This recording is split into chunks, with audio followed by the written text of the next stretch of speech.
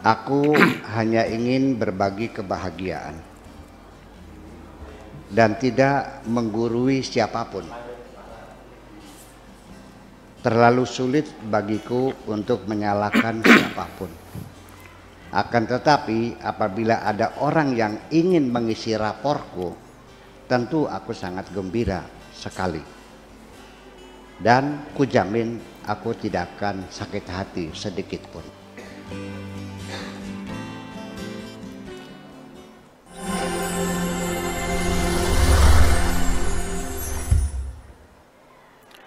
Assalamualaikum warahmatullahi wabarakatuh.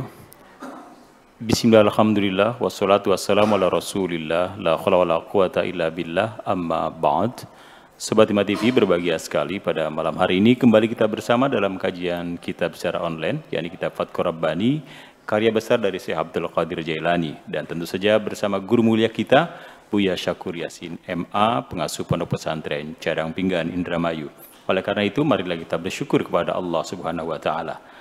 Salat serta salam semoga tetap tercurah limpahkan kepada junjungan kita Nabi besar Muhammad sallallahu alaihi wasallam, juga untuk keluarga dan sahabat-sahabat beliau. Acara ini disiar langsungkan dari Komplek Pendidikan Pondok Pesantren Cadang Pinggan, Indramayu. Dan saat ini Pondok Pesantren Cadang Pinggan sudah menerima peserta didik baru untuk tingkat Madrasah Sanawiyah atau MTS, Madrasah Aliyah atau MA, dan juga Sekolah Menengah Kejuruan atau SMK. Pendaftarannya masih secara online dan link pendaftarannya bisa dilihat dalam layar YouTube yang Sobat Hima TV saksikan. Dan Sobat Hima TV, malam hari ini kita akan menikmati pembacaan Gelombang Cinta secara langsung, di mana seorang wanita bernama Siwi Wijayanti Hadi Prayetno malam hari ini hadir bersama kita untuk membacakan Gelombang Cinta dengan judul Don Paiman. Dan pembacaan Gelombang Cinta ini sangat spesial karena akan ada iringan musik backsound dari Kang Ocho. Luar biasa malam hari ini. Dan malam hari ini apresiator kita adalah secara online, yakni Dr. Insinyur Ahmad Fahroji MM. Beliau adalah Direktur Utama BUMN Balai Pustaka Indonesia, dan alhamdulillah malam hari ini beliau sudah bergabung bersama kami di Zoom virtual. Dan baik, tentu saja setelah nanti kajian kita juga akan siapkan forum waktu dialog bersama Buya Syakur untuk kajian malam hari ini. Dan selanjutnya marilah kita ikuti kajian kita Fathur Rabbani untuk hari ini di kesempatan Ahad 13 Februari 2022 bersama guru mulia kita Buya Syakur Yasin. Kepada beliau dipersilahkan. Baik. Assalamualaikum warahmatullahi wabarakatuh. Assalamualaikum. Bismillah, tawakkaltu ala Allah, la hawla wa la quwata illa billah. Asyhadu an la ilaha illallah wa asyhadu anna Muhammadar Rasulullah. Allahumma salli ala sayyidina Muhammadin wa ala alihi wa sahabatihi ajma'ina ma ba'd. Kita lanjutkan pada halaman 237 kitab saya, mungkin yang lain 18 berapa? 88 ya,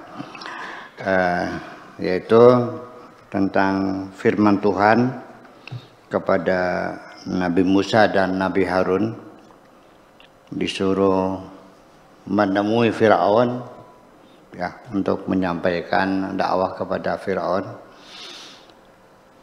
Di situ Nabi Musa menyampaikan keluhannya, inni akhafu an yaqtulani, aku takut barangkali dibunuh saya gitu. Makanya didukung oleh saudaranya yaitu Nabi Harun sebagai jubirnya Nabi Musa. Disitulah keduanya disuruh oleh Allah untuk menghadap Fir'aun, dan tidak usah takut, la takhafa inni ma'akuma asma'u wa ara. La takhafa, janganlah kalian berdua merasa takut. Inni ma'akuma, aku selalu bersamamu. Asma'u wa ara, aku mendengar dan aku melihat. Aku bersamamu. Pergilah temui Fir'aun. Itulah kurang lebihnya. Kama qala dzalika li Musa wa Harun, seperti dikatakan kepada Musa dan Harun, alaihi wasallam, ma anta minhum li'anna ma'aka hifdzul ilm bil amal. Seperti dikatakan kepada Musa dan Harun, yang artinya nyambung dengan pembahasan yang pertama, ma anta minhum, yaitu kamu sebetulnya belum termasuk golongan mereka. Yaitu siapa? Adalah orang-orang yang mengaku tada'il ilma, mengaku berilmu, ngaku jadi kiai, ngaku jadi mubaligh, tapi sebenarnya kamu bukan mubaligh.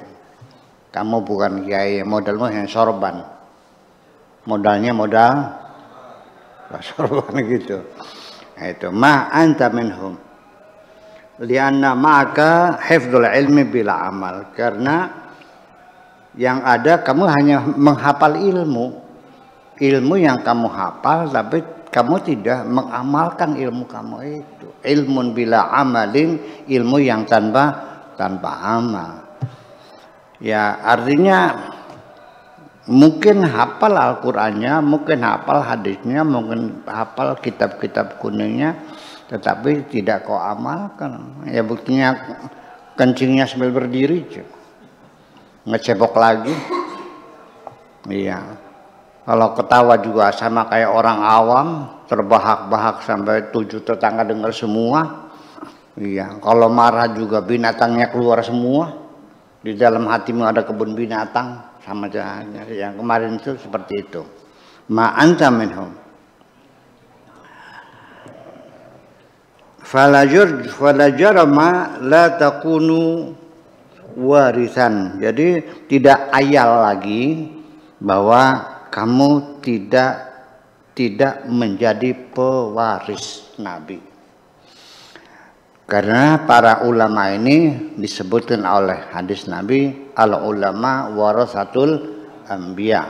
Ulama itu adalah para pewaris Nabi, artinya yang meneruskan Kanjeng Nabi dan yang menyempurnakan ajaran-ajaran yang telah dibawa oleh Nabi. Begitu beliau meninggal, para ulama lah pewarisnya, mereka lah yang menyempurnakannya itu. Ya, jadi artinya bahwa ketika Nabi meninggal dunia, ya belum ada apa-apa. Sudah ada ilmu tafsir belum? Nggak heran. Ilmu hadis, fikih, usul fikih, qaidul fikih, tajwid, nahu, balaghah. Hurufnya saja masih 15 huruf, Qurannya kok belum ada titik koma, belum ada titik-titik. Ba, ta, ta, ya, na, sama gambar jukung. Mereka lah yang menyempurnakannya, yang mengumpulkannya. Kan begitu. Ya, tolong hormatilah para ulama sebagai pewaris. Jadi jangan dikiranya mereka itu sudah seperti masuk restoran yang siap saji, tinggal makan saja. Ya, apa yang kita dapatkan sekarang ini adalah hasil dari jerih payah para pewaris-pewaris ini. Adapun kamu bukan pewaris. Ini kata ini menunjuk orang yang mengaku sebagai pewaris, ternyata kamu bukan pewaris. Al-warasatu innama tasihhu bil ilmi wal amal. Pewarisan itu akan terjadi semata-mata hanyalah dengan 2, ilmu dan amal, wal ikhlas dan ikhlas, atau 3 lah berarti ya, ilmu, amal dan ikhlas. 3-tiganya itulah sebagai persyaratan bahwa engkau berilmu dan beramal, tapi juga ikhlas. Kalau nggak ikhlas ya sama aja bohong. Ya, kalau ikhlas itu artinya apa? Baik kepentingan. Buktinya apa? Pasang tarif. Tarifnya berapa? 15 juta. Masih DP lagi. Down payment. 5 juta. Nanti setelah ceramah bayar 10 juta berikutnya. Apa seperti itukah pewaris Nabi? Kita pertanyakan saja. Kita tidak ketika seseorang itu diundang berceramah lalu pasang tarif, Anda bebas, tidak wajib mendengarkan. Mendengarkan boleh, tidak juga boleh, karena urusan bisnis. Ini adalah profesi, bukan seseorang yang mendapat tugas menyampaikan kebenaran, bukan, tapi hanyalah sebagai profesi. Jadi tidak berdosa kalau Anda juga tidak mendengarkan. Mendengarkannya juga tidak wajib. Ya. Jadi bagusnya mendengarkan enggak? Bagusnya mendengarkan, lumayan dapat ilmu. Iya kan, dapat ilmu, dengerin aja. Kan lumayan dapat ilmu itu. Minimal kan ilmu di dunia kan ada manfaatnya apapun yang terjadi. Nah, itulah makanya i'raf qadraka, ya, kenalilah kadarmu sendiri, pangkatmu sendiri, martabatmu sendiri, ya, dimensi yang kau tempati di dunia ini kau kenali sendiri. Wala tatatawal ila syai'in lam yuqsam laka. Jangan engkau menjulurkan tanganmu untuk menggapai sesuatu, mendapatkan sesuatu yang kamu tidak punya nasib untuk mendapatkannya. Tidak dibagi oleh Allah untuk mendapatkannya. Ya, artinya bahwa kalau memang nasibnya belum nasibnya kaya, ya udahlah, enggak, kamu jangan melirik-melirik sama orang kaya. Ya. Ya udah. Lam yuqsam laka wafiqil haqqa azza wa jalla fi maqdurihi. Ikutilah saja, terima sajalah wafiq, ya, dengan segala senang hati apapun keputusan Allah, ya, fi maqdurihi, awas, wafiq al-haqqa azza wa jalla. Ikuti saja dengan segala senang hati apapun yang menjadi keputusan Allah. Fi maqdurihi, apakah itu dalam hal takdir yang telah ditetapkan oleh Allah?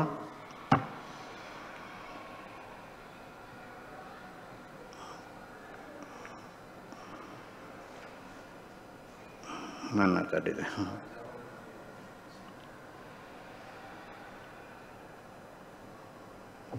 I'raf qadraka wa la tatawal ila syai'in lam yuqsam ilaka wafiq haqqa al-haqqa azza wa jalla fi maqdurihi fala jarama yuwafiquka wa yulatifuka. Maka tidak ayal lagi, la jaram itu artinya tidak ayal lagi, tidak aneh lagi, Allah juga akan merestui engkau dan akan memberikan kelembutannya kepadamu.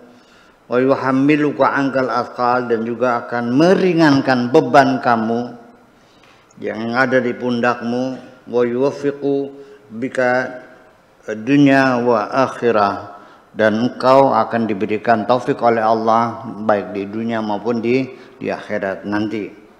Al-mu'min, orang yang beriman, idza qawiya imanuhu, ketika imannya semakin kuat, semakin kokoh. Idza qawiya imanuhu summiya muqinan.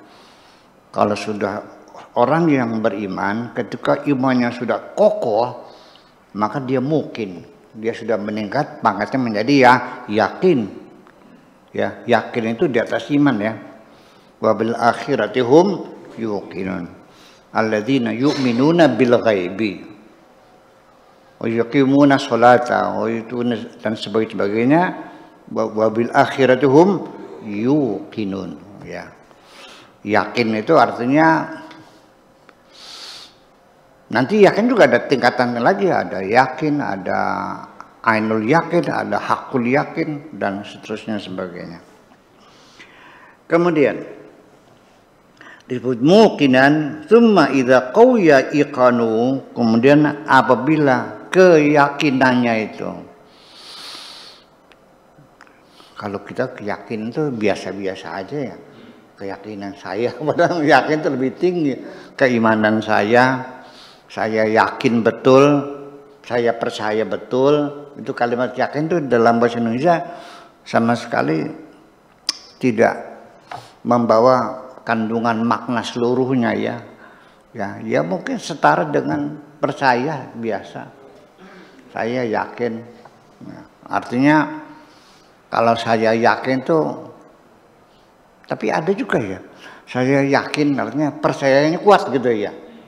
Ya, saya yakin gitu. Sumya yaqinan muqinan. Nah, kalau cuma idza qawiya iqanuhu sumya arifan. Nah, kalau sudah yakinnya sudah kokoh betul, nah maka dia sebut arif. Ma'rifah. Ya, ma'rifah, bukan meripat. Ma'rifat. Bukan meripat ya. Ma'rifat. Ma'rifat atau sebenarnya makrifat. Nah itu. Arifan. Summa idza qawiyat ma'rifatuhu, kemudian ketika kemakrifatannya sudah kokoh, sumiya aliman. Disebut alim. Alimnya kalau sudah kebangetan alimnya namanya allamah. Ya. Ya, al-allamah itu alim betul ya, alim sekali. Wa idza qawiya ilmuhu, apabila keilmuannya semakin kuat, sumya muhibban, disebut pencinta. Artinya orang yang jatuh cinta. Wa idza qawiyat mahabbatuhu, ketika cintanya kuat, sumya mahbuban, menjadi tersanjung. Disebut dengan tersanjung. Artinya orang yang dicintai oleh Allah Subhanahu wa taala. Nah, artinya di penghujungnya ya akhirnya titik akhirnya adalah cinta. Selagi kita dalam beragama masih pada lingkaran pertama syariat, dijamin bakal bertengkar yang satu dengan yang lain. Tak jamin ya. Apa yang dijamin? Begitu kita masuk pada lingkaran kedua, akidah, lebih sadis lagi, saling bunuh-membunuh. Iya. Masuk lingkaran yang ketiga, tarekat, masih ejak-ejakan, wadan-wadanan, saling mencaci kok. Bertengkar, Toreko Naksabandiyah, Toreko Tijaniyah, segala Qadiriyah juga sama sering bertengkar kok. Jadi tidak akan pernah selesai. Kapan kita berhenti bertengkar? Ketika kita masuk pada inti beragama, yaitu cinta. Mahbuban, fa'andah mahbub, ya, orang yang dicinta oleh Allah. Wa idza sahal lahu dzalika, kalau itu semua sudah benar, sumya ghaniyan muqarraban musta'nisan. Disebut artinya ghaniyan, kaya, sudah tidak membutuhkan apapun lagi. Ya, ghaniyan muqarraban, sebagai orang kedekatnya Allah, ya, orang sudah dekat dengan Allah. Musta'nisan, orang yang sudah nyaman bersama Allah. Yasta'nisu biqurbillah, merasa nyaman ketika dekat dengan Allah Subhanahu wa taala. Yutli'uhu ala asrari hukmihi, akan diberitahu oleh Allah sebagai seorang ghani, seorang yang muqarrab dan musta'nis, akan diberitahu asrar hukmihi, rahasia hukum Allah, wa ilmihi, dan rahasia ilmunya Allah, wa sabiqatihi wa lahiqatihi, baik yang sudah maupun yang akan, wa amrihi, dan perintahnya, wa qadarihi, dan takdirnya, wa yakunu dzalika ala qadri hausalatihi, dan semua tergantung kepada hasil yang pencapaian yang telah diraihnya, tergantung pada pencapaian yang diraihnya. semakin dekat dengan Allah, semakin menjadi kekasih Allah, maka akan dibukakan semuanya, sehingga biasa disebut apa ya, werus sejeroneng winara, kata bahasa lokalnya. Kalau itu namanya apa, kasyaf lah, artinya kadang-kadang dikasih tahu oleh Allah tentang sesuatu yang bakal terjadi yang orang lain tidak tahu. Itu biasanya seperti itu. Sebagai maunahnya, sebagai ulama seperti itu. Wa ma yu'tihi min quwwati qalbihi wa sa'atihi. Dan apapun yang dia berikan sesuai dengan kekuatan hatinya dan keluasan hati, tsumma qa'imun ma'a rabbih azza wa jalla, kemudian dia selalu berdiri berpihak kepada Allah Subhanahu wa ta'ala. Qaimun itu bukan berdiri, tapi ya berpihak lah, selalu memihak kepada kebenaran Allah Azza wa Jalla. Kharijun biqalbihi anil khalqi, telah keluar dari dirinya kepentingan urusan manusia. Jadi sudah tidak ada lagi kepentingan sesama, tidak cari harta, tidak cari kekayaan, tidak cari jabatan dan sebagainya. Semata-mata dia hanya berpihak kepada kebenaran, itu dengan Allah Subhanahu wa ta'ala. Itu saja dulu. Terima kasih. Assalamualaikum warahmatullahi wabarakatuh. Waalaikumsalam warahmatullahi wabarakatuh. Baik, Sobat Himmat TV, demikian tadi kajian kitab Fathur Rabbani karya bahasa dari Syekh Abdul Qadir Jailani yang telah disampaikan oleh guru mulia kita Buya Syakur Yasin MA. Banyak poin yang tentu saja kita sudah pahami yang beliau sampaikan pada malam hari ini. Baik, untuk selanjutnya kita akan masuk pada sesi pembacaan gelombang cinta, dan malam hari ini secara spesial membaca gelombang cinta kita yakni Mbak Siwi Wijayanti Hadi Prayitno hadir di studio, dan nanti juga secara spesial pembacaan gelombang cinta ini akan diiringi oleh Kang Oco dengan instrumen tiupnya. Pokoknya kejutan. Assalamualaikum Mbak Siwi. Waalaikumsalam warahmatullahi wabarakatuh. Alhamdulillah, saya merasa tersanjung bahwa Mbak Siwi bisa hadir di tempat ini untuk membacakan gelombang cinta dengan judul Don't Payment. Namun sebelumnya izinkan saya untuk sedikit membacakan kurikulum vitae dari Mbak Siwi. Ini keterlibatan beliau dalam bidang seni dan budaya banyak sekali, diantaranya adalah beliau ini pemerhati masyarakat Urang Tangtu, Kenekes Baduy.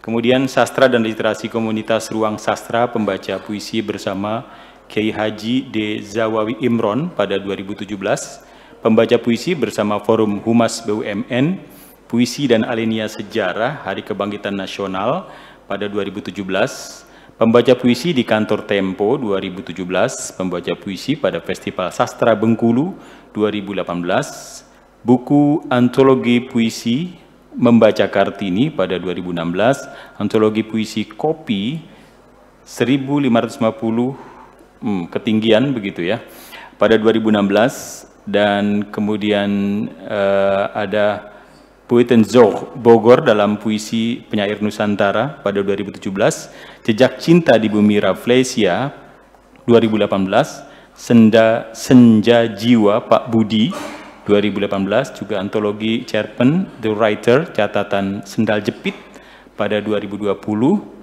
dan kemudian pengalaman pekerjaan beliau 2014 sampai 2018, Kepala Komunikasi Perusahaan Peruri, perusahaan percetakan uang kertas, banyak duit mestinya nih. Percetakan dan Keamanan Tinggi Pemerintahan Indonesia. Kemudian 2018 sampai sekarang berbagai posisi di Peruri, termasuk praktisi Corporate Social Responsibility, praktisi lingkungan, mutu, laboratorium dan pengelolaan limbah, Kepala Departemen Pembelajaran di Peruri. Pendidikan beliau adalah S1 Teknik Kimia di Undip Semarang, kemudian Magister Teknik Lingkungan di ITB. Saya kira itu hal sedikit yang saya bacakan tentang Siwi Wijayanti Hadi Prayitno. Baik, sekarang kita simak Don't Payment oleh Siwi Wijayanti Hadi Prayitno.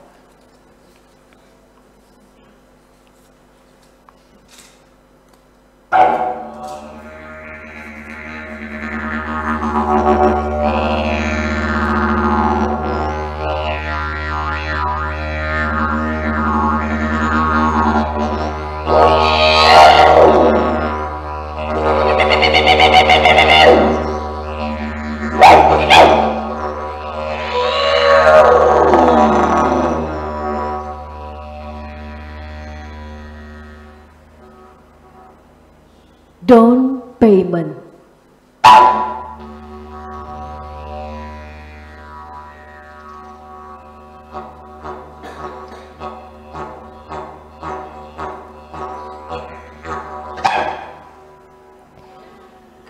Titik lemah undang-undang dan peraturan yang dibuat manusia di dunia ini adalah karena tidak didesain untuk mencegah terjadinya tindak kejahatan, melainkan dibuat hanya untuk menentukan hukuman yang akan ditimpakan kepada pelaku kejahatan setelah dilakukan.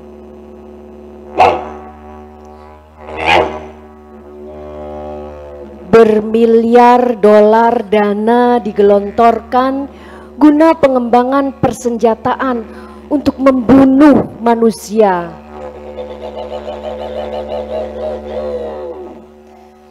Berapa banyak dana dikeluarkan untuk biaya kampanye anti pembunuhan manusia? Padahal nyawa manusia adalah tiupan dari roh Tuhan yang harus dihormati.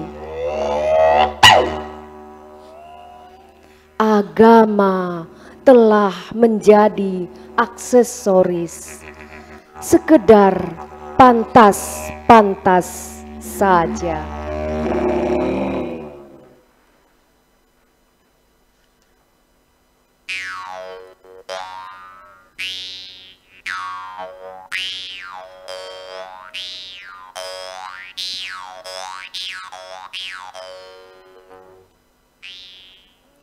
Hidup ini semakin hari semakin membosankan.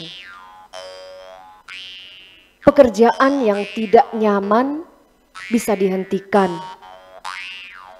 Teman karib yang menjengkelkan dapat ditinggalkan.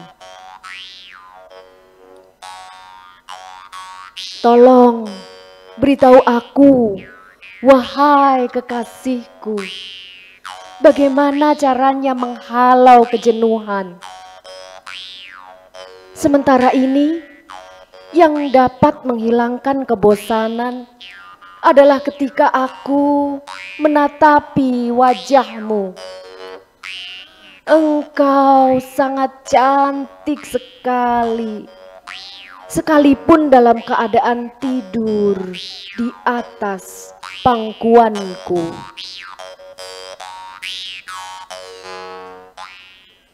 Bila engkau ingin mendapatkan pelayanan yang sempurna, jangan berharap dapat dilakukan oleh siapapun, kecuali ketika engkau melayani dirimu sendiri. Pasti yang engkau lakukan adalah yang terbaik.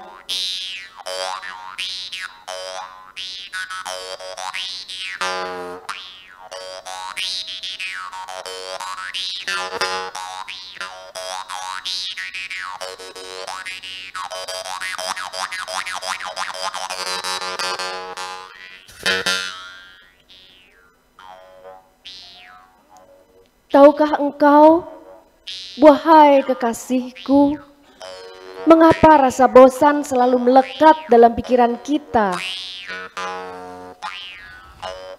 Sebabnya adalah tidak lain karena semua yang ada tidak sesuai dengan pandangan kita. Termasuk apa saja yang kita pandangi semakin terkonsentrasi dan semakin dipelototi, maka pandangan mata kita semakin kabur, kecuali memandangi wajahmu, wahai kekasihku. Terlihat wajahmu semakin bersinar. Aku sudah mulai tidak bergairah lagi untuk membangun cita-cita yang hasilnya sudah dapat diprediksi akan cepat membosankan. Termasuk aku sudah mulai malas untuk bercerita tentang cita-cita. Bukan karena tidak ada waktu, melainkan karena ada waktu-waktu tertentu yang tidak layak untuk berbicara.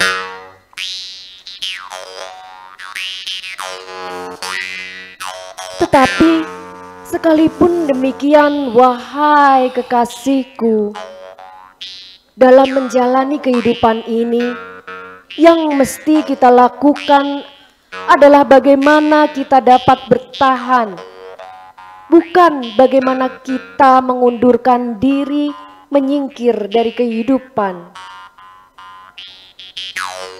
Hakikatnya, yang menjadi pokok kesulitan kita adalah bukan bagaimana bergaul dengan teman-teman kita, melainkan bagaimana kita dapat memahami apa yang mereka inginkan. Nanti setelah kita dapat memahami apa yang menjadi keinginan mereka, tetap saja yang paling penting sekali adalah kita jangan sampai kehilangan penghormatan atas diri kita.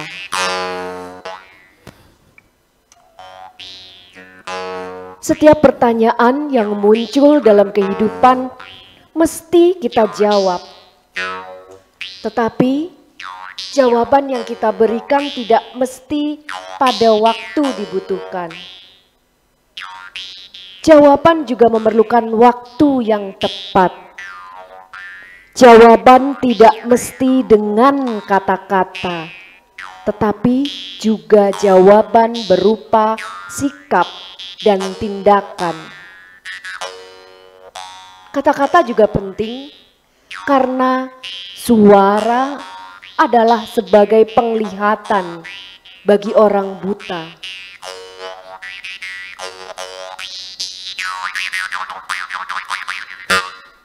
Tidak bisa dipungkiri, memang kita sering mengalami rasa takut berkecamuk dalam hati, yang selanjutnya hanya membuat kehidupan ini semakin tidak nyaman.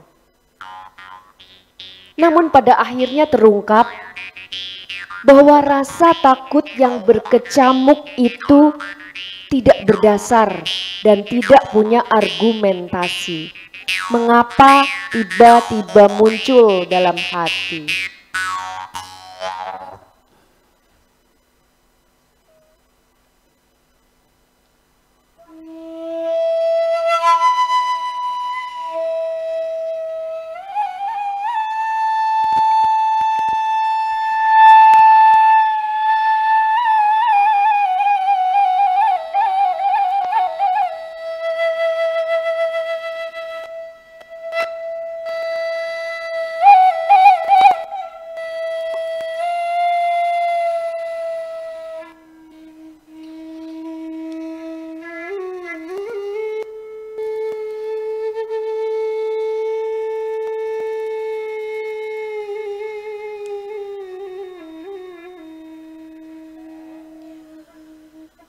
Orang yang mencuri hartaku disebut maling.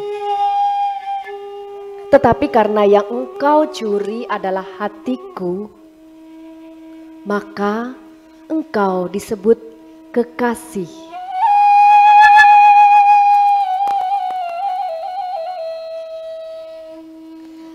Tenang saja, aku dalam keadaan sehat walafiat.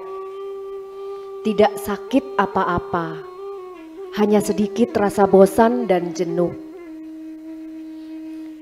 Yang kurasakan, semua yang ada sangat melelahkan dan membosankan.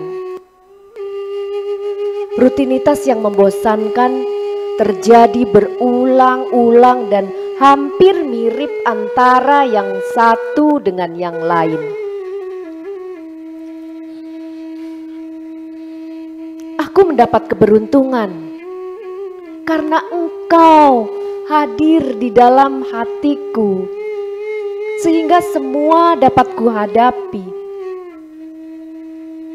Bagi orang yang tidak mendapat keberuntungan, disebut sial atau nasib buruk. Tetapi sebetulnya itu hanyalah psikopat.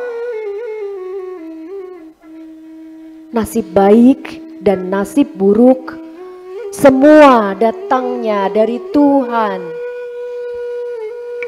Akhirnya yang membedakan adalah sudut pandang kita sendiri. Kita tidak bisa menilai baik dan buruk sesuatu, kelebihan dan kekurangan apapun, kecuali setelah kita menghadirkan paradoksnya sebagai pembanding. Lebih dari itu, mungkin saja sesuatu yang telah kita nyatakan disebut tidak masuk akal pada hari ini, tetapi besoknya menjadi sangat rasional.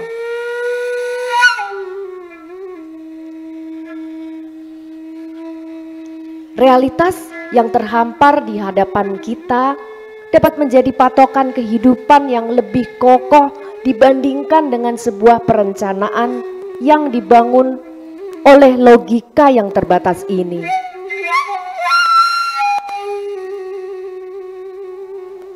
Kemudian juga tidak cukup dalam suatu pemikiran dianggap benar dalam teori. Malah yang lebih penting bagi suatu pemikiran adalah bisa diimplementasikan atau tidak.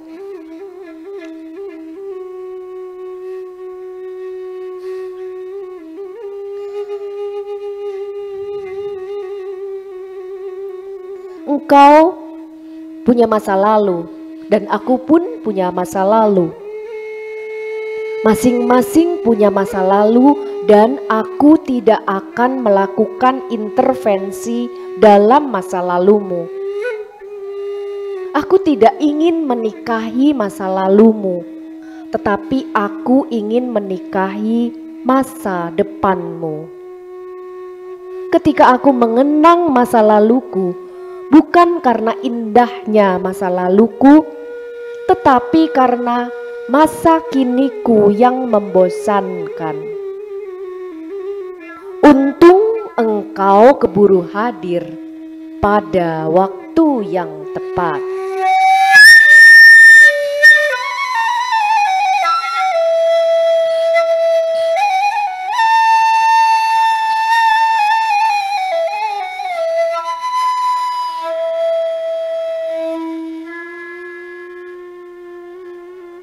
Akhirnya, bagaimana orang lain menilai percintaan kita ini?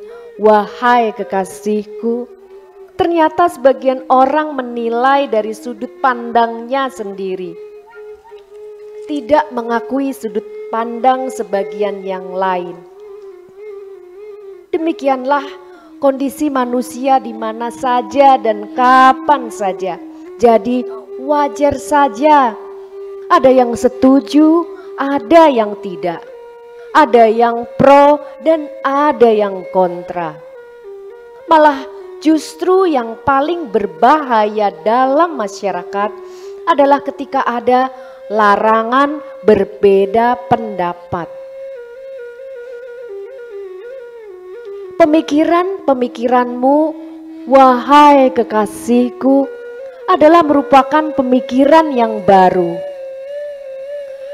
Nanti nasibnya sama seperti bibit yang ditebar di sebuah ladang, akan mati kering apabila tanahnya tidak subur dan tidak didukung dengan iklim yang baik.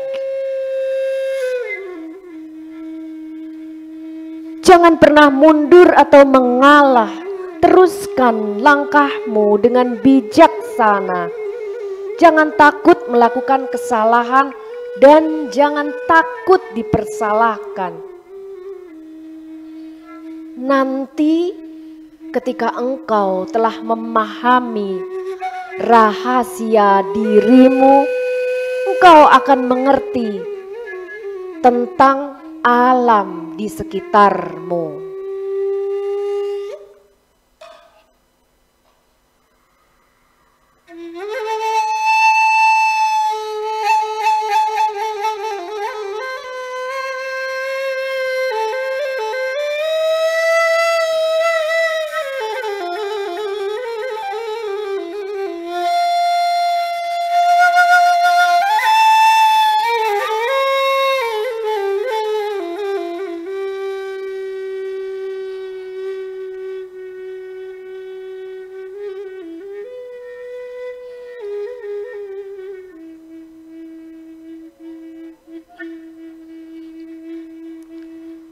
Bila ada orang bertanya kepadamu, mengapa engkau mencintaiku? Katakanlah, karena aku mencintainya. Dalam dunia cinta tidak ada ruang kausal.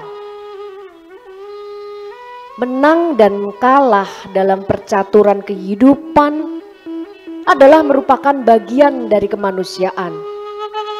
Kecuali para pengecut, mereka tidak pernah untung dan tidak pernah rugi sama sekali. Untung atau rugi, engkau tetap harus selalu gembira. Menang atau kalah, engkau harus tetap dalam keadaan bahagia. Seolah segalanya ada dalam genggaman tanganmu. Apa saja selama masih di alam dunia ini bisa berubah dalam sekejap mata, bahkan bisa berubah lagi dalam waktu yang singkat. Sehingga kita tidak cukup waktu untuk menebak.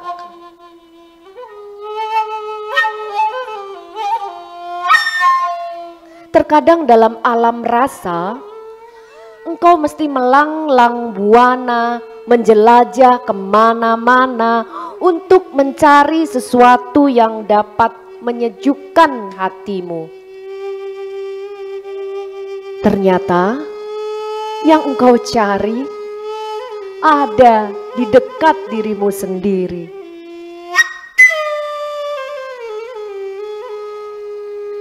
Tidak salah, wahai kekasihku, malah menjadi indah apabila sekali-kali engkau menoleh ke belakang. Tetapi jangan karena kerinduan, penyesalan, atau dendam dan kebencian. Hampir semua orang senantiasa berusaha untuk menafsirkan segala sesuatu sesuai dengan apa yang diinginkan, bukan berdasarkan apa adanya secara objektif.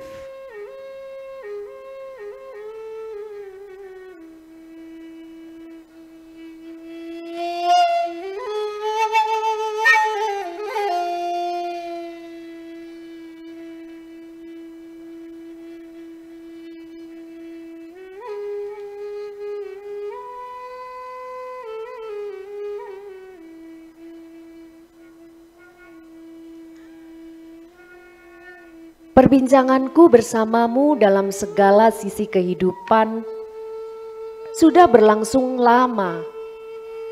Akan tetapi lambat laun semakin redup. Engkau jarang menyahuti. Aku berbicara sendiri. Ternyata engkau tertidur lelap di atas pangkuanku. Ku usap keningmu perlahan. engkau terbangun sambil mengedip-ngedipkan mata seperti masih mengantuk.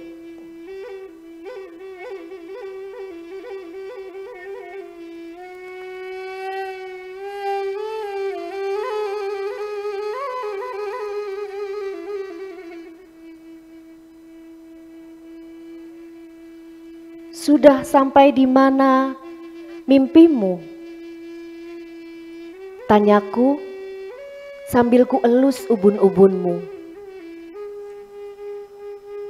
Engkau tertawa kecil sambil membenamkan wajahmu di pangkuanku.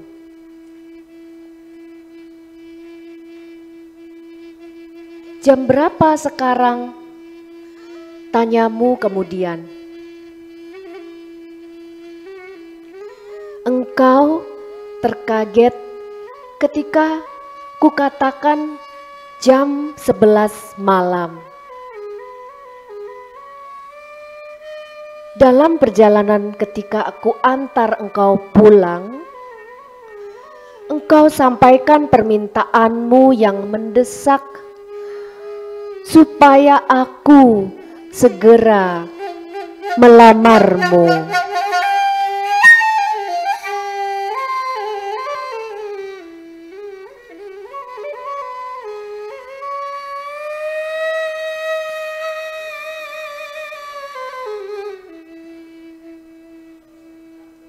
Jangan sampai pikiran bapakku berubah lagi.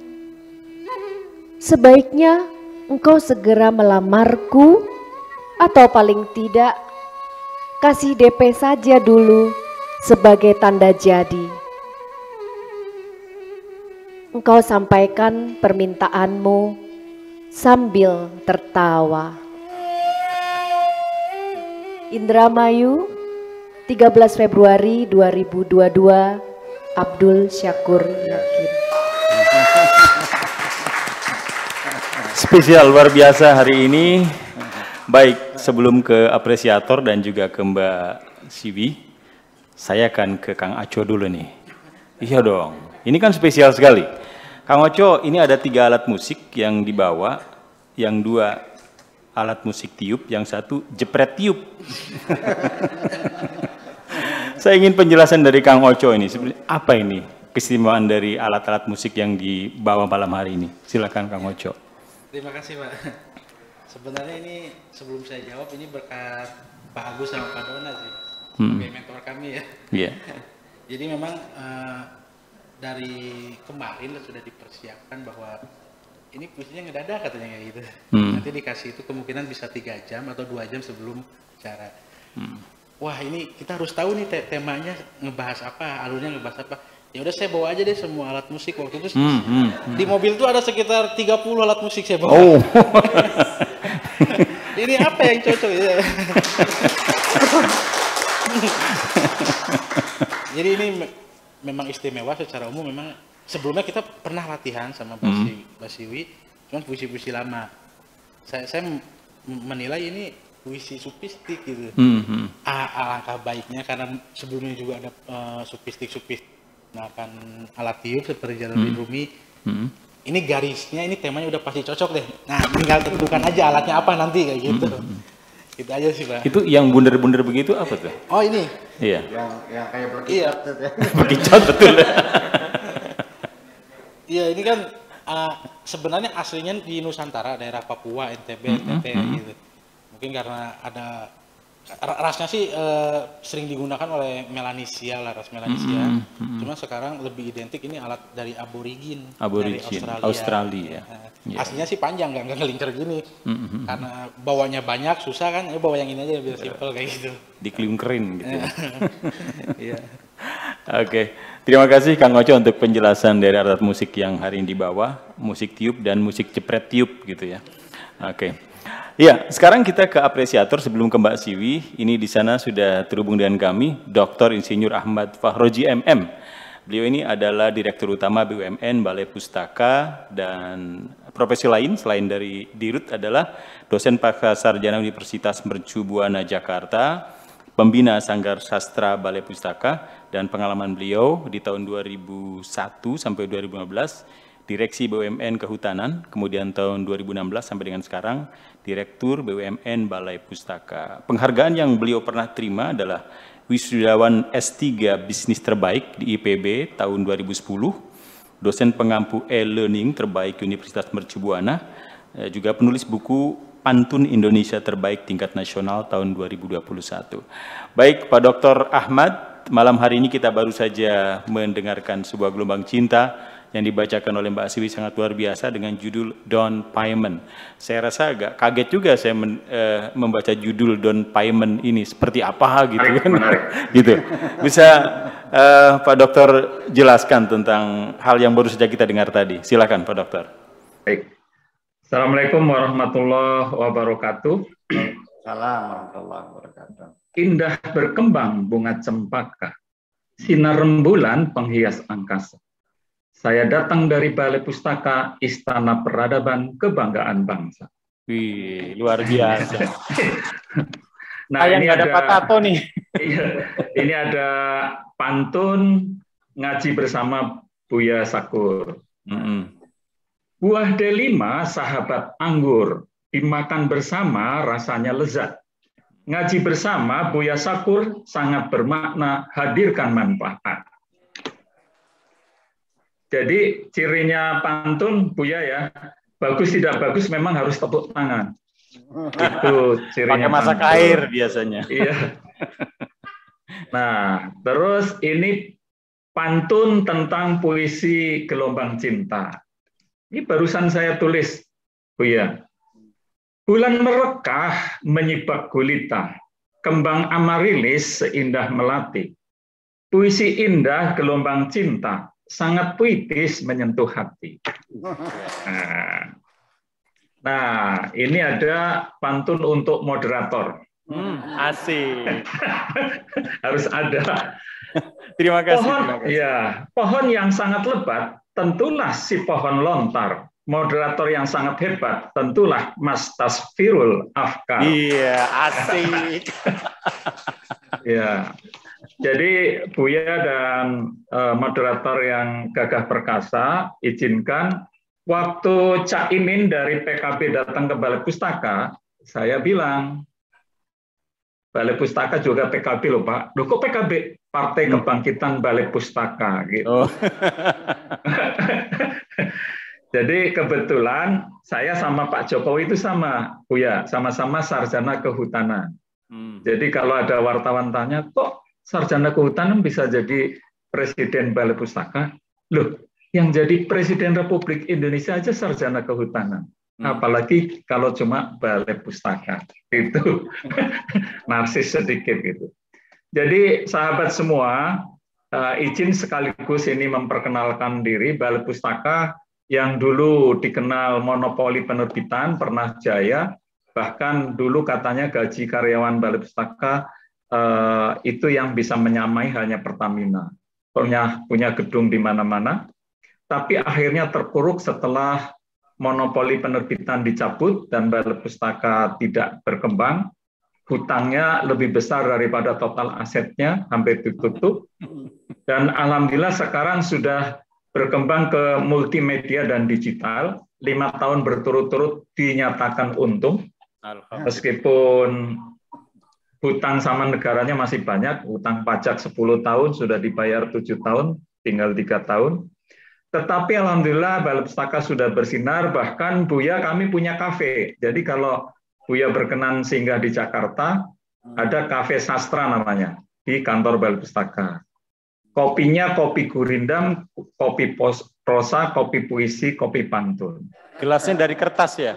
Nah, makanannya yang paling hebat, ada cireng sinema, omelet telenovela, romansa spaghetti, kebab pujangga, kentang hikayat, tahu peribahasa. Jadi sangat menarik. Dan karena kami sudah membuat film, beberapa sastrawan, buku-bukunya sudah dibuat film. Kami melayarkan lebar kembali Siti Nurbaya, nanti sebentar lagi akan tayang. Kemudian kami juga membuat film tentang kehadiran VOC Pulau Onrus. Kemudian ada film yang pernah kita tayangkan, sinetron juga di RCTI, Salah Asuhan, diangkat dari novel Abdul Muiz. Dan sebentar lagi akan syuting film Mencari Pencuri Anak Perawan dari novel Suman HS. Nah, puisi-puisi juga bisa difilmkan, Buya. Jadi kalau Zawawi Imron ada Bulan Tertusuk Ilalang, itu bukunya ada di Balai Pustaka, dibuat oleh Gari Nugroho. Jadi menurut saya, ini langsung ke tinjauan puisi tadi, Down Payment. Bisa dibikin sebuah film, judulnya Down Payment.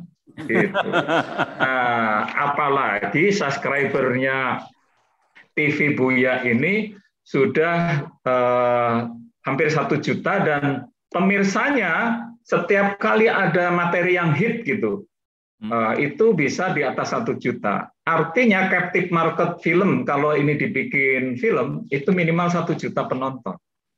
Dari sisi bisnis sudah menguntungkan. Jadi tolong siap-siap Buya puisinya untuk difilmkan di Balai Pustaka. Gitu. Nah, jadi saya mulai dari yang sederhana. Kalau ada hikmah, kalau di bahasa Arabnya Allahul Jamil yuhibbul jamal. Allah itu maha indah dan sangat menyukai keindahan. Saya lihat puisi ini sangat indah dan mestinya bisa didiseminasi untuk para milenial. Nah, yang jadi masalah adalah interpretasi terhadap puisi memang harus hati-hati, karena puisi ini kental dengan mengkritisi penguasa, mengkritisi masyarakat, mengkritisi diri kita semua, tetapi ada optimisme di ujungnya tentang cinta. Kalau ku pandang wajahmu itu kok semakin cantik di pangkuanku. Nah, itu gambaran cinta yang optimis sekali.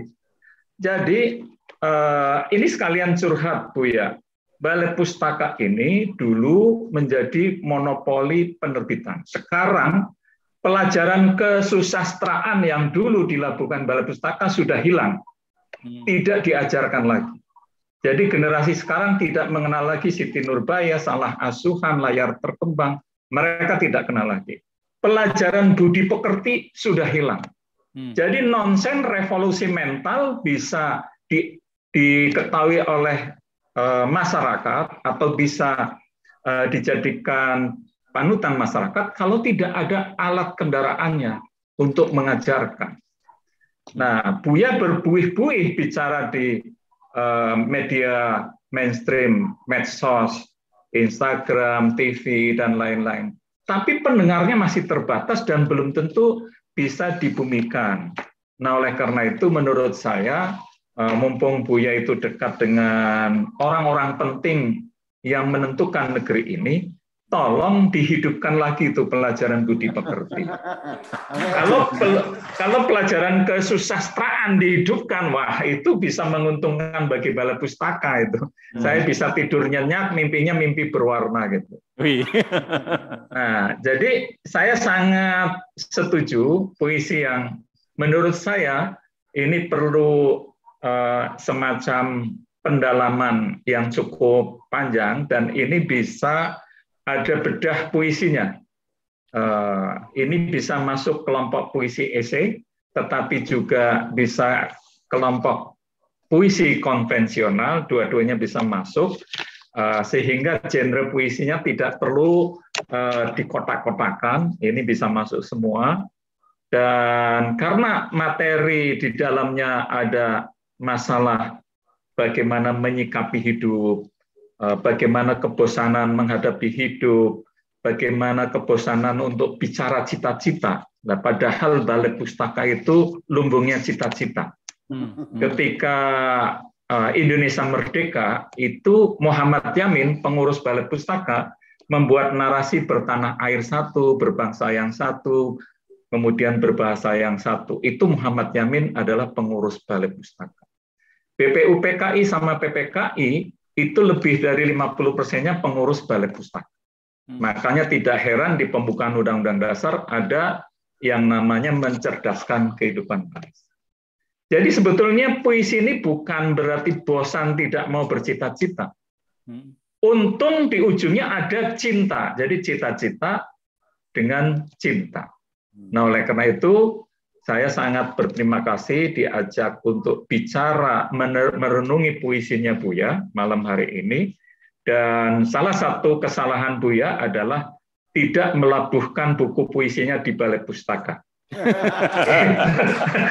Jadi tinggal saya tunggu waktunya kapan puisi ini dilakukan di balai pustaka. Nah, begitu penggemarnya banyak, bagi balai pustaka gampang menjualnya. Nah, saya tutup apresiasi saya terhadap puisi Buya, tidak usah berpanjang kata. Awan putih saling berkejaran, angin perlahan menjemput hujan. Terima kasih sahabat sekalian berkenan mendengarkan penuh perhatian. Assalamualaikum warahmatullahi wabarakatuh. Waalaikumsalam warahmatullahi wabarakatuh. Spesial dan luar biasa. Dari kehutanan beralih ke kesustraan. Ini luar biasa nih. Dr. Insinyur Ahmad Fakhrozi MM. Terima kasih Pak Dokter untuk apresiasi sastra malam hari ini. Dan sekarang ke Mbak Siwi. Mbak Siwi dengan Don Paiman malam hari ini saya kira sesuatu yang sangat luar biasa Anda bawakan malam hari ini. Dan mengejutkan bagi kami yang hadir di studio. Saya rasa tadi penjiwanya cukup dalam sekali. Dalam waktu yang singkat, ini sesuatu yang sangat luar biasa menurut saya. Bagaimana bisa dijelaskannya, Mbak Siwi? Baik, terima kasih atas kesempatannya. Hormat kepada Buya dan rekan-rekan yang hadir di sini maupun maksudnya hadir di pesantren Cadas Pinggan maupun di secara online seperti itu. Alhamdulillah apabila pembawaan kami berdua, dalam hal ini saya dengan Kang Oco, bisa memberikan warna yang lain untuk Wamima TV seperti itu. Ini kebetulan sebuah kehormatan buat kami berdua untuk membawakan puisi ini dengan warna yang berbeda. Dan memang cukup deg-degan sih, walaupun sudah dapat apa istilahnya spill ya, sudah mendapatkan spill bahwa nanti naskahnya mendadak seperti itu. Tetapi kami tidak rasanya selaras juga dengan apa yang ditulis dalam puisi ini, bahwa kita tidak boleh berputus asa, kita tidak boleh menyerah. Maka kita pun pelajari puisi-puisi Buya sebelumnya untuk kita praktekkan sebelumnya sebelum kami hadir di sini. Bahkan tadi sebelum ini pun kita sudah latihan dulu untuk bisa tidak mengecewakan pemirsa seperti itu. Barangkali demikian. Iya, terima kasih Mbak Siwi untuk penjelasan tentang Don Paiman malam hari ini. Sekarang ke Buya. Buya, ada beberapa statement yang tadi disampaikan oleh Dr. Insinyur Ahmad Fakhrozi. Semuanya menantang Buya itu. Dan bahkan tadi menyalahkan Buya. Kesalahan Buya itu adalah kenapa gelombang kitanya nggak di balai pustaka gitu. Gimana Buya dengan tantangan-tantangan ini? Ya, pertama-tama saya ingin menyampaikan penghargaan saya yang setinggi-tingginya kepada Bapak Dr. Ahmad Fakhrozi. Iya. Ya. Bapak Dr. Ahmad tadi sudah sangat jelas sekali gitu, bahwa ini juga hal yang sangat membahagiakan diri saya. Kalau mau dicetak di balai pustaka, kita kumpulan saja kita ini sudah dicetak sebanyak 75 jilid Pak Dr. Ahmad. Sudah 75 jilid kumpulan puisi kita ini. Jadi mungkin ya sudah satu lemari kalau ya 75 jilid ya. Dan ini yang tinggal minggu ini satu lagi jadi 76 jilid. Nah, sangat berterima kasih sekali Bu Siwi juga dan pengiring bacaan pesan. Itu alat musik baru saya lihat itu yang kayak berkicot gitu. Ya. Jadi kayak suara kuntilanak gitu. Melengking di malam hari, mungkin bisa takut kalau malam hari itu. Ya, semacam itu. Nah, jadi artinya begini. Ini biasanya down payment itu biasa kita singkat biasanya dengan DP gitu, DP. Jadi tertali gitu. Artinya secara resmi. Ini penting ya karena persoalannya mengingat barangkali bapaknya itu berubah pikiran lagi itu cepat-cepat segera. Jadi kasusnya adalah terinspirasi dari ada seseorang yang merasa tersinggung dan dirugikan atas pembatalan pernikahannya. Akan dia proses secara hukum. Konsultasi pada saya nanya, sudah ngasih tetali belum? Tetali itu ya DP itu. Tanda jadi. Ya, tanda jadi lah gitu. Pasrahan kata bahasa lokalnya mah. Ya minimal ya pakaian pengantin ataupun sejumlah uang atau berupa tukar cincin dan sebagainya itu sebagai DP. Nah, belum katanya, baru hanya secara lisan saja, ya nggak bisa. Kalau belum ada pasrahan resmi, ya ada tanda pengikat, ya belum tidak bisa diproses. Karena itu baru pacaran. Kalau pacaran nggak ada hukumnya. Ya, terus kalau sudah kasih DP ya kan gitu, 50 juta barangkali kan gitu. Nah itu mungkin bisa diproses. Kemudian lagi ini yang jelas bahwa perlu diduga bahwa ini bukan seorang gadis dengan jejaka ini. Karena masing-masing sudah punya masa lalu. Artinya disinilah yang jadi persoalan, perlu kenapa kita sampaikan, karena seringkali terjadi masa lalu diintervensi. Sampai seringkali pernikahan menjadi gagal karena ada orang usil mengungkap masa lalu perempuan itu sehingga dibatalkan. Sekarang urusannya apa dengan masa lalu? Kita semua punya masa lalu dan masa lalu adalah milik kita pribadi. Ya, kita menikah dengan siapapun itu bukan menikahi masa lalunya, tapi menikahi masa depannya. Itulah makanya kita tidak boleh berintervensi dan kita mesti sadar bahwa masa lalu kekasih kita adalah milik pribadinya yang tidak bisa dihapus dan kita tidak boleh melakukan intervensi. Dan sebaiknya masa lalu itu nggak usah diceritakan kepada pasangan kita dong. Ya, anggap aja udah lupa gitu. Gimana dulu nggak tahu, lupa dah itu. Jadi jangan sampai dibanding-bandingkan dengan masa lalu pasangan kita semacam itu sangat tidak elok sekali. Ya, kita menceritakan masa lalu kita kepada pasangan kita. Kemudian lagi si perempuan ini orang cerdas, bukan ini. Ya statusnya pasti sudah janda ya, dia artinya bahwa dan si laki juga sudah masa lalu gitu. Dan ini pertimbangannya adalah bahwa kenapa judulnya down payment? Karena persoalannya bagi perempuan, jujur saja, umur bagi perempuan itu sangat menentukan sekali. Ya, hari atau waktu bagi perempuan sangat berharga sekali. Ya, bahwa peluang untuk mendapatkan jodoh lagi semakin bertambah usianya itu semakin kecil semacam itu.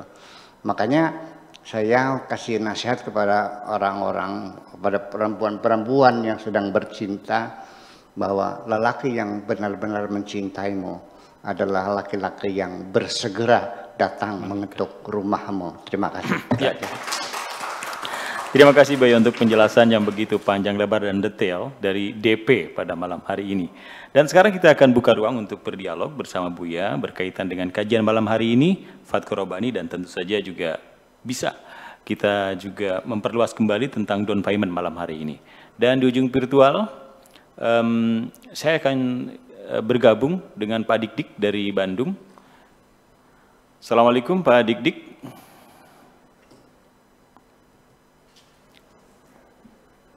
Ya, Assalamualaikum. Waalaikumsalam warahmatullahi wabarakatuh. Ya.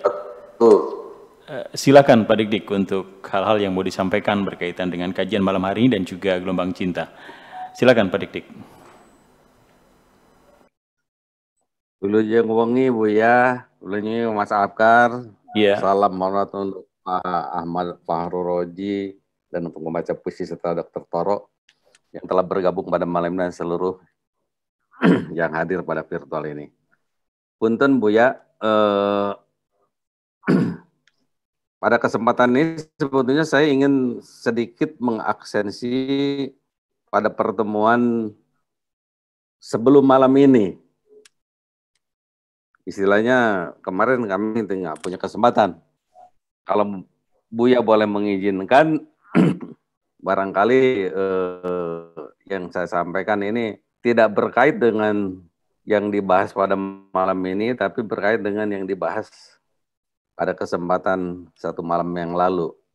Ya. Boleh kan, Buya? Ya, iya, iya. Jadi dalam kajian masa lalu bahwa banyak kisah-kisah mitos yang menghasilkan makna spiritual yang kental dengan batasan yang tidak kenal dengan batasan zaman. Di satu sisi kisah-kisah tersebut memberi kepuasan pada kita semua sebagai satu patokan-patokan. Sebetulnya kalau kita lihat dalam praktek beragama ini mungkin ada kemiripan dengan praktek seni, sebagaimana juga yang ditampilkan Buya pada malam ini. Dalam hal apa? Saya melihat dalam hal mengekspresikan perasaan tertinggi tentang sebuah cinta, tentang dunia. Cuman ada bedanya.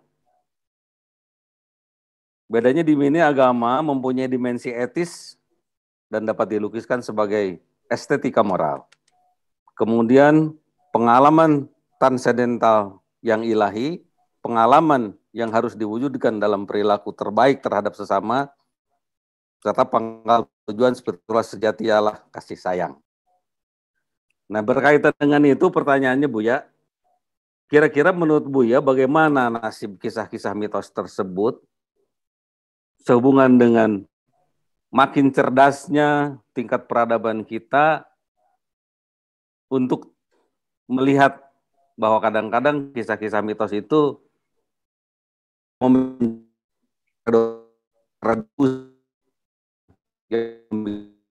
skeptis.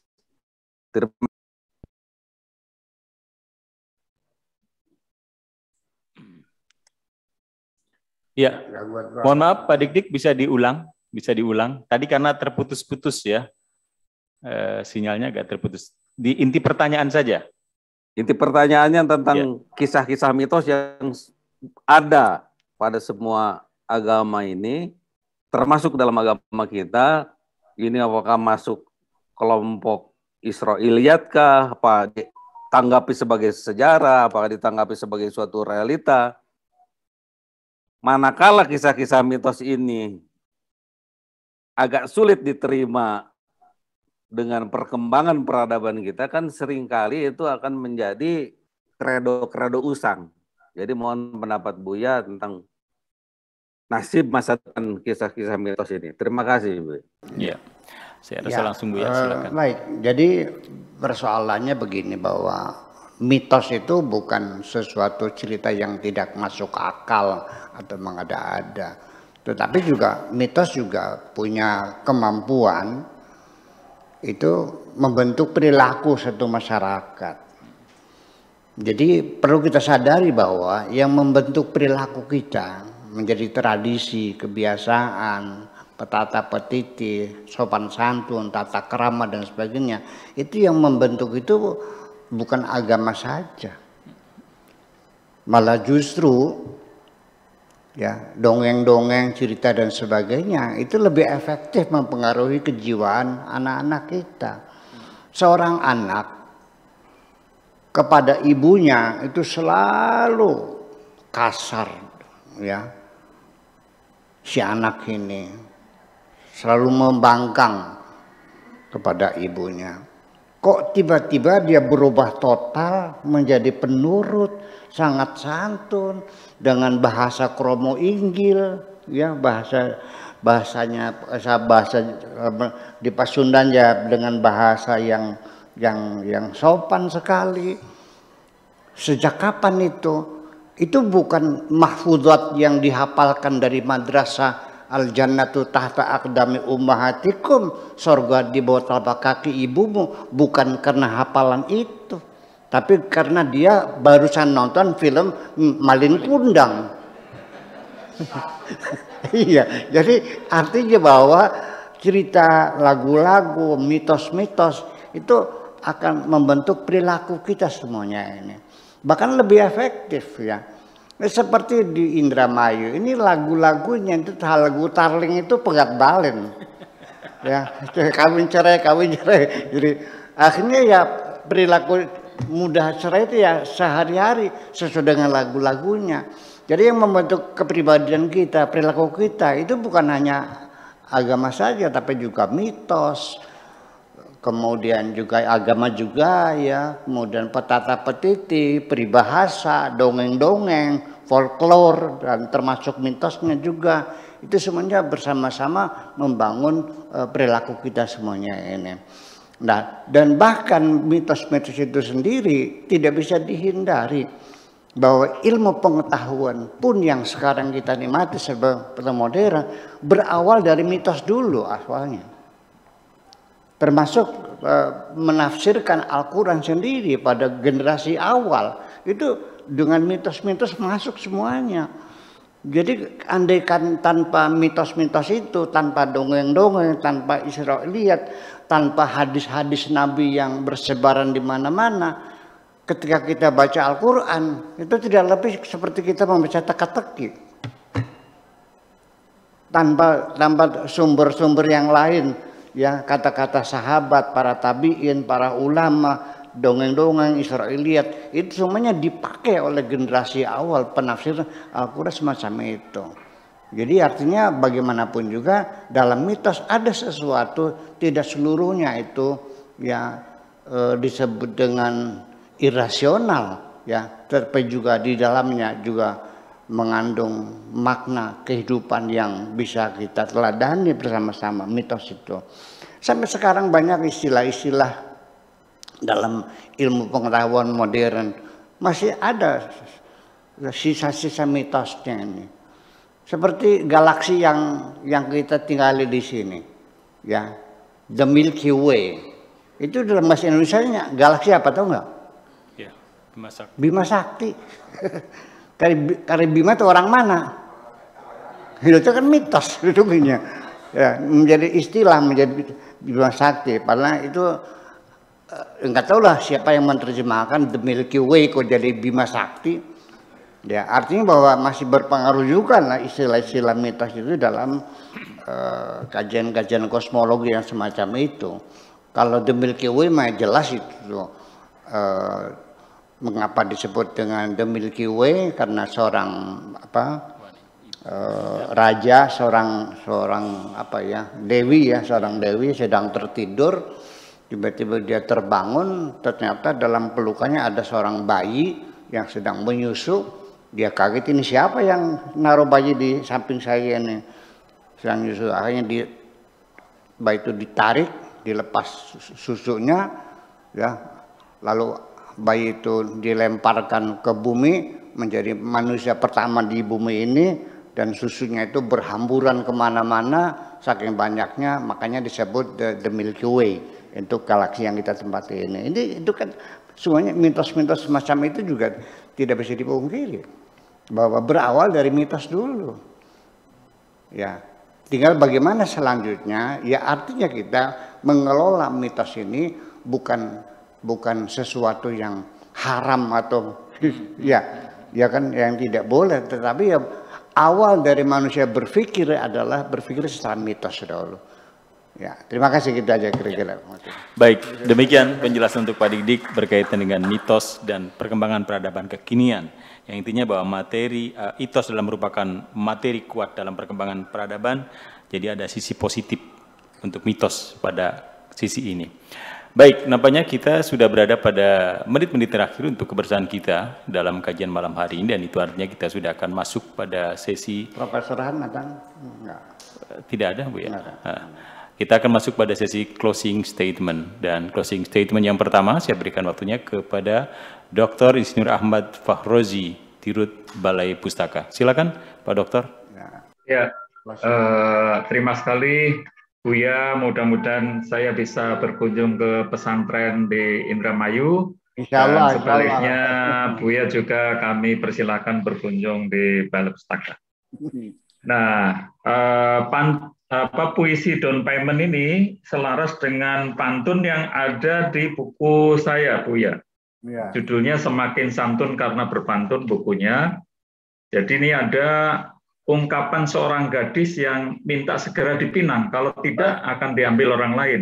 Minimal ada down payment-nya. Ya. Duhai sedap masakan Padang, harumnya rendang di dalam rantang.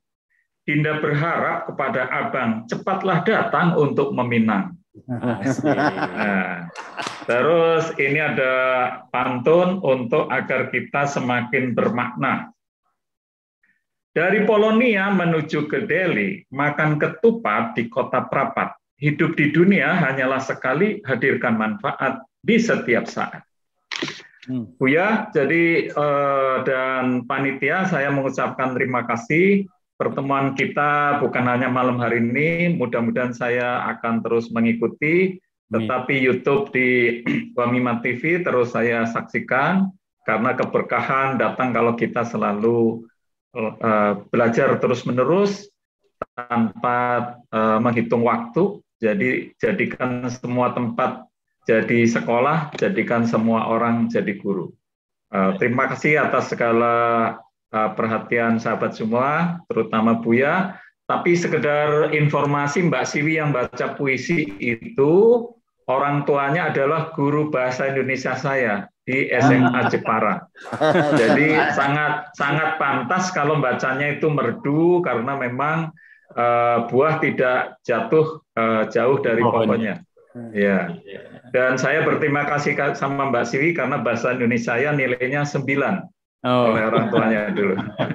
Terima kasih. Assalamualaikum warahmatullahi wabarakatuh. Waalaikumsalam warahmatullahi wabarakatuh. Dr. Insinyur Ahmad Fahroji MM, Direktur Utama BUMN Balai Pustaka dengan closing statement.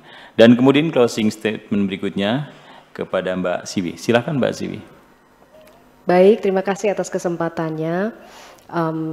Untuk closing statement kali ini kami tidak berpanjang kata, namun puisi ini pasti memiliki makna, dan ini menyentuh tidak saja untuk saya pribadi, tetapi untuk semua yang menyimak acara hari ini. Pasti ada 1 atau 2 atau 3 bait atau bahkan intisari yang menjadi atau selaras dengan kehidupan kita masing-masing. Nah, untuk itu kami ucapkan terima kasih kepada Buya Syakur dan juga kepada panitia yang telah menyelenggarakan acara pada hari ini. Terima kasih. Ya, terima kasih Mbak Siwi untuk closing statement-nya, dan kemudian yang terakhir kepada Buya Syakur, silakan. Baik, closing statement yang ingin saya sampaikan dalam angka ini, kita melihat bahwa anggaran belanja semua negara di dunia itu pada yang terbesar adalah Departemen Pertahanan. Ya, bisa sampai 25% dari anggaran belanja itu adalah pertahanan. Untuk apa? Untuk beli senjata. Untuk apa? Untuk bunuh manusia. Betul nggak?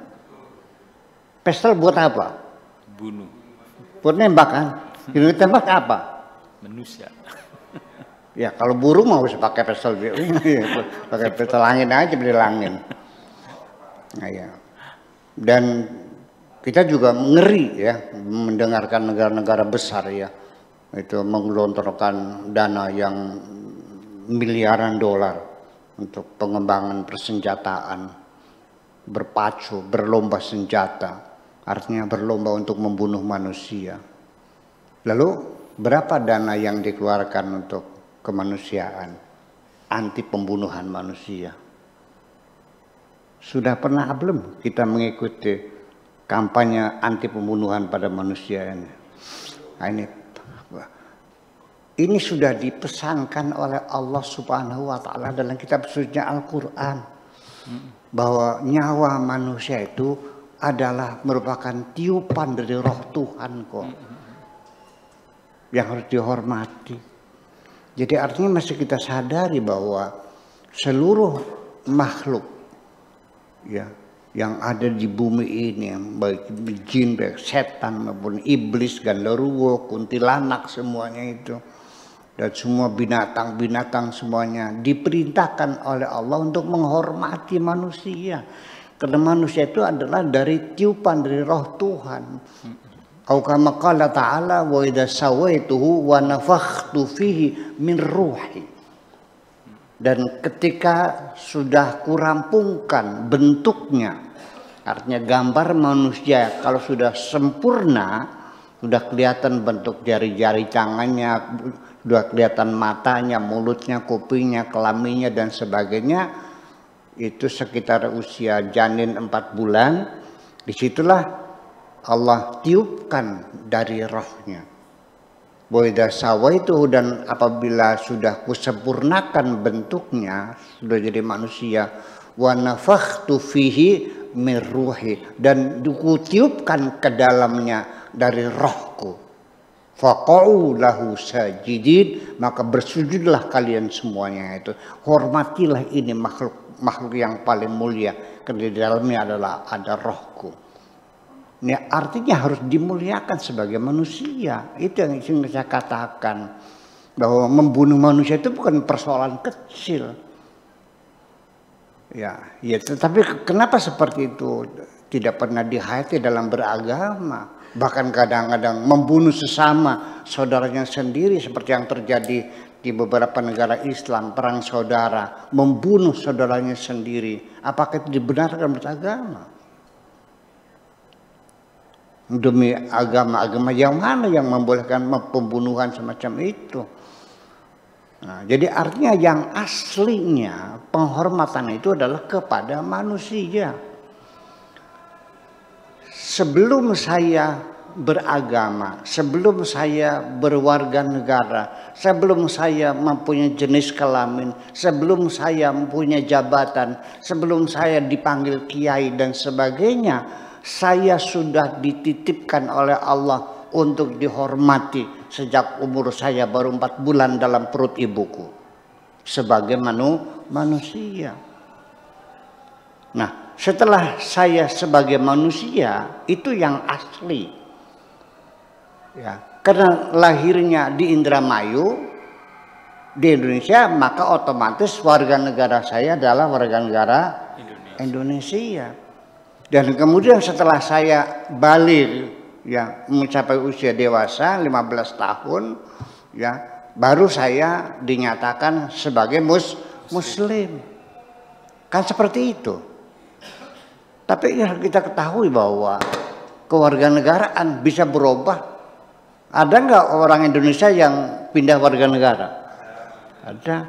Ada nggak orang yang pindah agama? Ada nggak manusia yang pindah jadi kunyuk? Nggak ada ya, nggak bisa. Manusia tetap itu yang aslinya adalah manusia.